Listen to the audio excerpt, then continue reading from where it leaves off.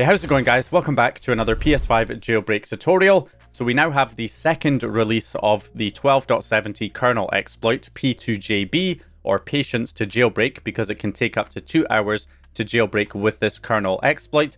But this version is for the Artemis Lua loader, which uses any one of these Japanese games to jailbreak the console. Now, currently this version of P2JB will crash the console after closing the game, so it's not really designed to be a viable jailbreak method up to 12.70 yet. However, what you can do is use it to unpatch the Blu-ray jailbreak up to firmware 12.0 to be able to jailbreak with a Blu-ray disc without needing Star Wars Racer Revenge. So that's what I'm going to show you here in this video. We can use P2JB to jailbreak the console once with the remote Lua loader, and then unpatch the Blu-ray jailbreak so that we can then use that jailbreak to jailbreak within a few seconds from then on. So the requirements for this is that you have one of those supported Japanese games, and then also, of course, if you head into settings and go to system software, console information, you need to be on a firmware of 12.0 or below in order to be able to use the Blu-ray jailbreak once we unpatch it. So we want 12.0 or below. That's the requirements to get this set up. Now, because we're setting up 2 jailbreaks, there's quite a few things we need to download. So first, we need the updated version of the remote Lua loader, and this comes to us from Not Major, who has implemented the kernel exploit. So all you need to do is go to the code and download this as a zip file. Then we also want the BD unpatch payload from Gejine here, just the .elf file, so we can go ahead and download that as well for the Blu-ray exploit. If you don't have the Blu-ray exploit set up already, I would recommend grabbing this autoloader version from PLK here, so you can go ahead and download this ISO file. So for the Blu-ray jailbreak, all you need to do is download the ISO file and then burn it to a blank Blu-ray disc or rewritable Blu-ray disc using software like ImageBurn, where you just select write image file to disk, you drag in the ISO into the program or click the button to browse for the ISO file, and then simply click the button to write the image file for the disk once you have the disk inserted, and that will write the ISO over to the disk so that you have the Blu-ray ready to jailbreak the console once it's unpatched. So that's all you got to do there to set up the Blu-ray exploit.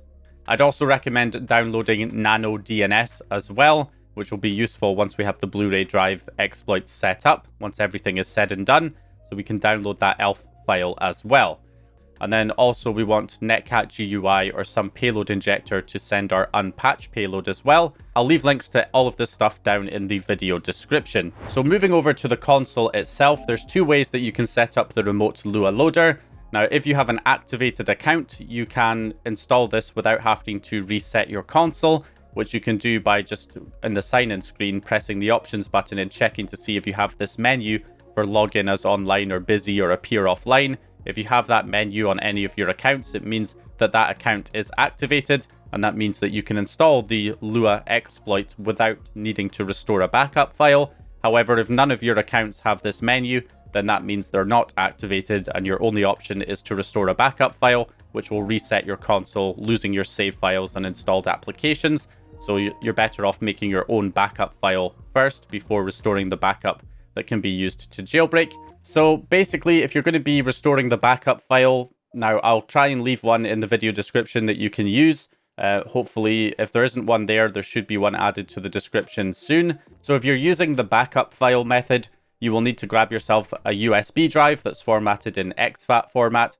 And then all you need to do is open up the zip file for the backup file. It may have a different name, the one that I put in the description, and then just export the PS5 folder to the root of the USB drive and wait for that to complete. Then simply plug in that USB drive into your PS5. Then on the PS5, we just go into the settings, we scroll down to System, and then we go to System Software, Backup and Restore, and then restore your PS5. But again, I would highly recommend that you back up your own PS5 first to the USB drive and then copy it somewhere safe on your computer, so you never permanently lose all of your installed save files and everything else that's on your console, because restoring this backup again will reset your console. So we're going to go ahead and select it, and then select the Lua backup and go ahead and restore that backup file, and that will get the modified save file installed for the Lua loader. As an additional warning here, do not use the backup and restore method if you have a digital version of the Japanese games, because that will deactivate your license, preventing you from being able to use the game. Only use the backup and restore method if you have a physical disc copy, because if you have a digital version of the game, you should have an activated account to allow you to use the second method. Now, in my case, I'm not going to do this because I have an activated account, so I don't need to reset my PS5. So for those who have activated accounts, we can do it a different way. It is longer, but at least we don't have to reset our consoles. So with this method, what we can do instead, first of all, we need to go to our system settings, system software, update and settings, and make sure download update files and install update files are both unchecked. And then also head to your network settings and go to settings and uncheck the box to connect to the internet. So now we just want to load up the Japanese game itself and then head into the pause menu, which is normally square, and then head over to the save section and create a new save file for the game. Once we have the save file created, we can then simply exit out of the game. So close the game and then head over into the settings page. Scroll down to save data and game app settings.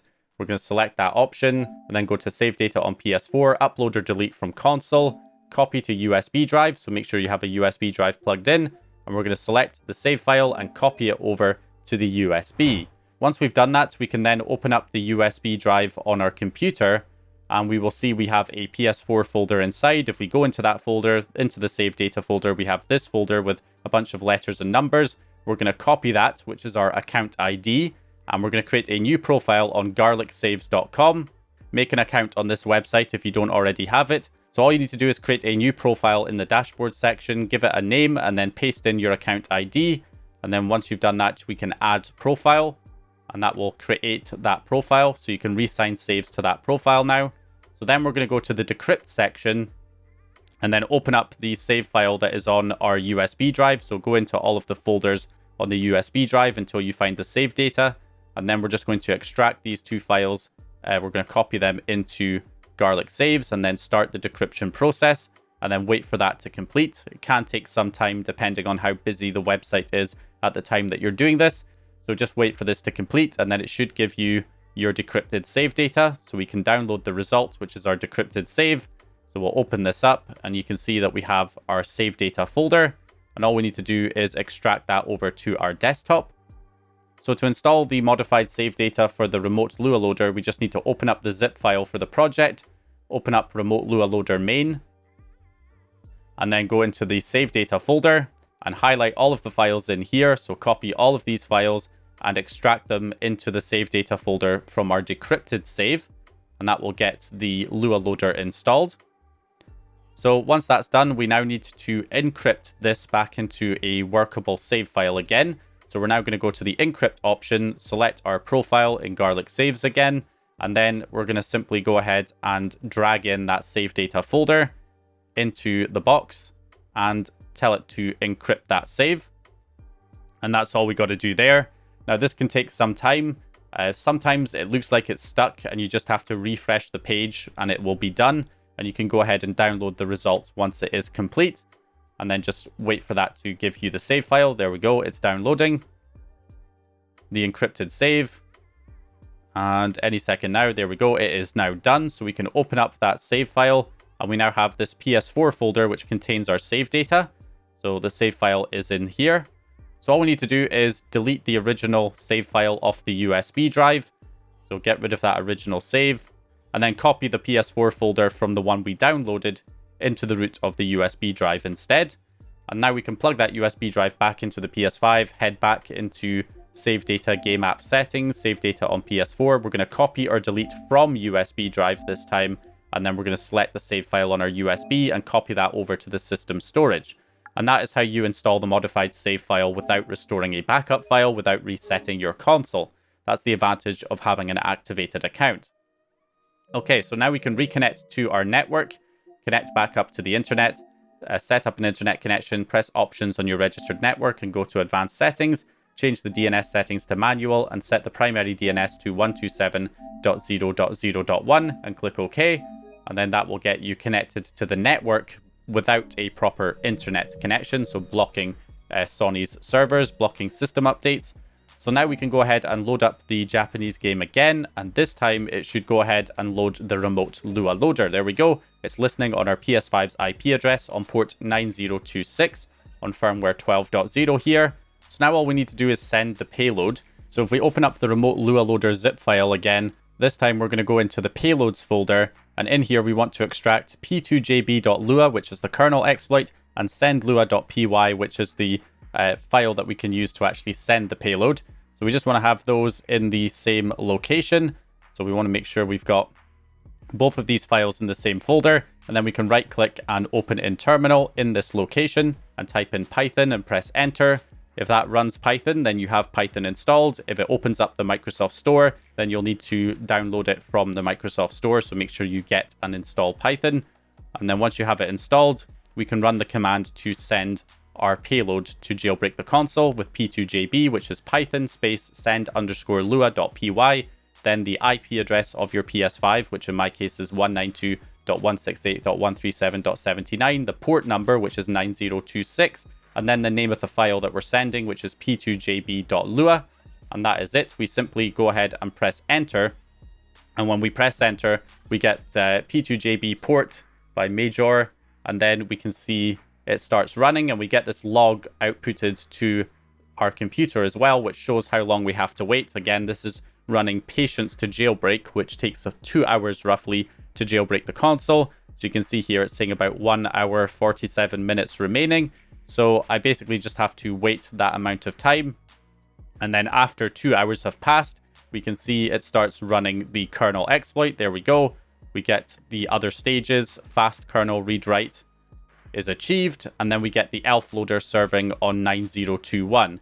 Now, the very important thing here is not to close the game. Do not close the game, because that will kernel panic and then you'd have to run the jailbreak again. We just want to leave things as they are right now and just send the Blu-ray unpatch payload to unpatch the Blu-ray jailbreak so that we can use a more convenient jailbreak to jailbreak our console in the future. So all we need to do now is open up Netcat GUI and then simply make sure you have the PS5's IP address in the host box. Port number is 9021 this time.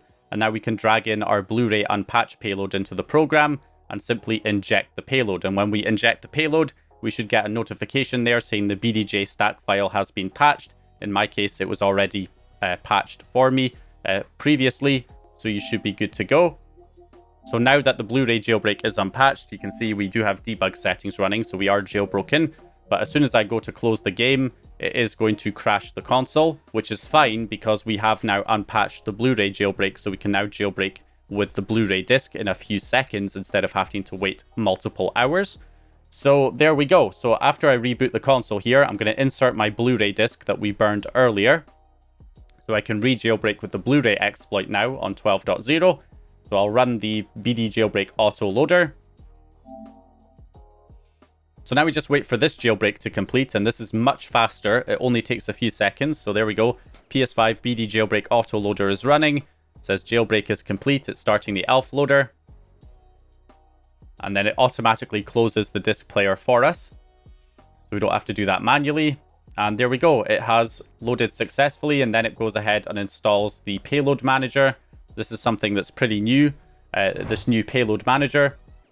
So what I recommend doing here is simply grab yourself a USB drive and copy the Nano DNS payload that I recommended you download over to a USB drive, and then plug that into your PS5.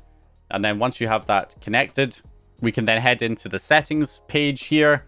And what I like to do is uncheck the auto open browser option. We want to enable scan USB payloads. I also changed the auto load delay down to 3 seconds. This is just my own personal preferences.